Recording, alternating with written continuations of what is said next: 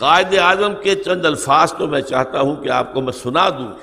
T B کے جب مریض تھے اور آخری دن تھے زندگی کے، اور جو ٹی بی کے امراض کے اسپیشلسٹ تھے پروفیسر ریاض علی شاہ، انہوں نے پھر ایک اپنے انٹرویو کے اندر بتایا کہ اس وقت کے حالات کیا تھے۔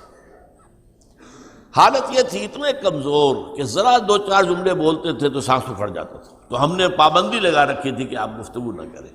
ہم پاس ہی بیٹھے تھے، کوئی نئی دوا ہم نے شروع کی تھی تو ہم اس کے اثرات دیکھ رہے تھے، لیکن ہم نے محسوس کیا کہ قائد اعظم بار بار جیسے ان کی زبان پر کچھ آنا چاہتا ہے پھر وہ چپ ہو جاتے ہیں، چونکہ ہم نے روکا ہوا ہے۔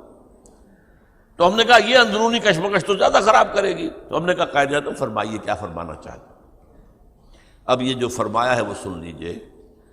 تم جانتے ہو جب مجھے یہ احساس ہوتا ہے کہ پاکستان بن چکا ہے تو میری روح کو کس قدر اطمینان ہوتا ہے۔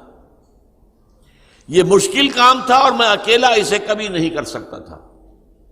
میرا ایمان ہے کہ یہ رسول خدا صلی اللہ علیہ وسلم کا روحانی فیض ہے کہ پاکستان وجود میں آیا۔ اب یہ پاکستانیوں کا فرض ہے کہ وہ اسے خلافت راشدہ کا نمونہ بنائیں تاکہ خدا اپنا وعدہ پورا کرے اور مسلمانوں کو پوری زمین کی بادشاہت دے۔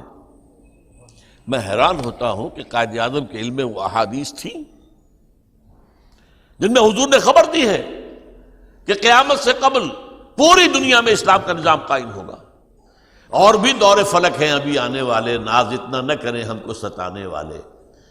tables will be turned، اور غلبہ بالآخر اسلام کا ہوگا، اور اسی غلبے کا نقطہ آغاز پاکستان شمار ہوگا تاریخ کے اندر۔